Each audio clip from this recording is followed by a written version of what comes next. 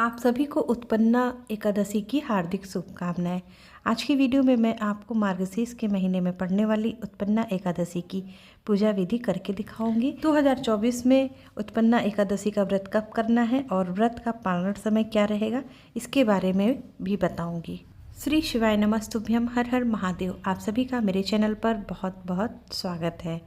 मार्गशीर्ष माह के कृष्ण पक्षी एकादशी को उत्पन्ना या उत्पत्ति एकादशी का व्रत रखा जाता है। मान्यता है कि उत्पन्ना एकादशी से ही एकादशी व्रत का प्रारंभ हुआ था, जिसके कारण इस तिथि का महत्व और भी बढ़ जाता है। एकादशी व्रत शुरू करने के लिए मार्गशीर्ष माह की कृष्ण पक्षी एकादशी को अत्यंत शुभ माना गया है।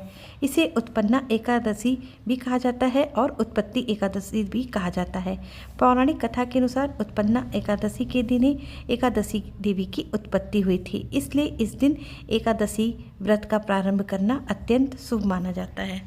अब आइए जानते हैं कि 2024 में उत्पन्ना एकादशी का व्रत हमें कब करना है, 26 तारीख या 27 तारीख। इस बार एकादशी की तिथि में थोड़ा कन्फ्यूजन है, तो देखिए भारत के अलग अलग जगहों पर अलग अलग दिन व्रत और अलग अलग समय पे पारण भी है। गुजरात, महाराष्ट्र, मध्य प्रदेश, उत्तर प्रदेश, दिल्ली, पंजाब, हरियाणा, उत्तराखंड, कर्नाटक, राजस्थान, तेलंगाना, हिमाचल प्रदेश, गोवा, जम्मू और लक्षद्वीप, इन जगहों पर एकादशी का व्रत 26 तारीख को किया जाएगा। और बिहार, झारखंड, छत्तीसगढ़, पश्चिम बंगाल, उड़ीसा, आंध्र प्रदेश, तमिलनाडु, केरल, इन जगहों पर 27 तारीख को व्रत किया जाएगा। तो अब देखिए व्रत का पारण समय भी अलग अलग है। 26 तारीख का व्रत उपवास करने वाले 27 तारीख को पारण करेंगे, लेकिन सुबह में 10:26 के बाद, और 27 तारीख को व्रत उपवास करने वाले 28 तारीख को पारण कर सकेंगे सुबह के 6:17 के बाद। तो अब हम उत्पन्ना एकादशी की पूजा विधि शुरू करते हैं। पूजा से पहले हम अपने कान्हा जी को स्नान कराएंगे। इस समय तो ठंडक का मौसम आ गया है, तो मौसम के अनुसार हम कान्हा जी को गुनगुना पानी या फिर ताज़ा पानी से स्नान कराते हैं। पंचामृत स्नान कराते हैं तो ताज़े दूध और दही का प्रयोग करें। स्नान के बाद हम लड्डू गोपाल जी को इत्र से मालिश करके सुंदर वस्त्र धारण कराकर उनका सुंदर श्रृंगार कर देंगे। मैंने यहाँ पर पूजा स्थल को साफ करके वहाँ पर पूजा की चौकी सजा ली है। चौकी पर तिल तथा पुष्प का आसन देकर भगवान गणेश, लक्ष्मी नारायण, लड्डू गोपाल, गौ माता, एकादशी व्रत की पुस्तक और साथ में दीपक को विराजमान कर दिया। अब हम धूप दीपक को प्रज्वलित करके अपनी पूजा को आरंभ करेंगे। सबसे पहले हाथ में थोड़ा सा तिल और पुष्प लेकर हम उत्पन्ना एकादशी व्रत का संकल्प लेंगे, और संकल्प लेने के बाद इसे पूजा चौकी पर एक किनारे रख देंगे। कोई भी व्रत करने से पहले हमें संकल्प जरूर लेना चाहिए। अब सबसे पहले जल और पुष्प की सहायता से हम सभी को सांकेतिक स्नान करा देंगे। थोड़ा छींटा हम अपने ऊपर भी मार देंगे और अपने पूजन सामग्री के ऊपर भी जल का छींटा कर देंगे। इसके बाद भगवान गणेश जी को और लड्डू गोपाल जी को हम जनेऊ तथा वस्त्र रूपी कलावा समर्पित कर देंगे। इसके बाद हम सभी को चंदन और रोली का टीका लगा देंगे और तिल समर्पित कर देंगे। इसके बाद सभी को हम इत्र लगा देंगे। शुरुआत सबसे पहले भगवान गणेश जी से करेंगे, उसके बाद लड्डू गोपाल जी से करेंगे। एकादशी की पुस्तक, लक्ष्मी नारायण, गौ माता, दीपक, सभी को हम चंदन रोली का टीका कर देंगे और तिल समर्पित कर देंगे।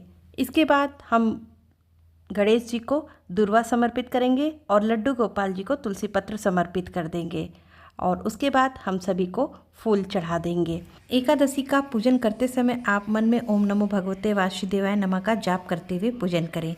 पुष्प समर्पित करने के बाद अब हम भोग प्रसाद समर्पित करेंगे।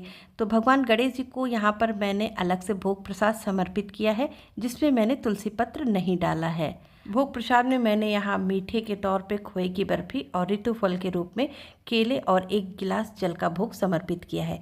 इसके बाद हम लड्डू गोपाल जी को भोग समर्पित करेंगे। इसी के साथ यहाँ पर मैंने खोए की बर्फी और तिल गुड़ से बने हुए लड्डू का भोग, साथ में 1 गिलास जल का भोग समर्पित किया। ऋतु फल के रूप में मैंने यहाँ केले फल और आंवला फल का भोग समर्पित किया है। लड्डू गोपाल जी और विष्णु भगवान के भोग प्रसाद में आप तुलसी पत्र रखना ना भूलें। भोग प्रसाद तथा ऋतु फल समर्पित करने के बाद अब हम उत्पन्ना एकादशी व्रत कथा को सुनेंगे। अपने सीधे हाथ में तिल और पुष्प लेकर एक जल से भरा हुआ लोटा हम पूजा की चौकी पर रख देंगे। इसके बाद हम उत्पन्ना एकादशी व्रत कथा को पढ़ेंगे या फिर सुनेंगे, और कथा पूरी हो जाने के बाद, कथा सुनने के बाद पुष्प और तिल को लोटे में डाल देंगे और इस जल से हम सूर्य नारायण को अर्घ्य दे देंगे। इसके बाद हम आरती करेंगे। आरती सबसे पहले भगवान गणेश जी की करेंगे, उसके बाद भगवान विष्णु लड्डू गोपाल जी की आरती करेंगे, माता लक्ष्मी जी की आरती भी करेंगे। और आरती पूरी होने के बाद आरती के ऊपर से 3 बार फेरी लगा देंगे जल का, और उसके बाद भगवान को आरती दे देंगे और स्वयं भी आरती ले लेंगे। दक्षिणा स्वरूप में हम कुछ द्रव्य भी अर्पित कर देंगे। इससे हमारी पूजा में रही कोई कमी दूर हो जाती है। इसके बाद भगवान से हम हाथ जोड़कर पूजा में हुई गलती के लिए क्षमा याचना करेंगे और अपने परिवार में सुख समृद्धि यश वैभव की बढ़ोतरी के लिए भगवान से प्रार्थना करेंगे। इस दिन आप हवन भी कर सकते हैं। एकादशी व्रत पूजा हवन में किसी भी तरह का अनाज का प्रयोग नहीं किया जाता, केवल तिल का प्रयोग किया जाता है। इस विधि से हम उत्पत्ति एकादशी में सुबह की पूजा संपन्न करते हैं। शाम के समय आप भगवान की आरती करने के बाद भगवान को भोग प्रसाद अर्पित करें। इसके बाद तुलसी जी के क्यारे में एक देसी घी का दीपक जरूर जलाएं। उम्मीद करती हूँ वीडियो आपके लिए उपयोगी होगी। तो मिलते हैं अगले वीडियो में, तब तक के लिए श्री शिवाय नमस्तुभ्यम। हर हर महादेव। जय भगवान विष्णु, जय माता लक्ष्मी की।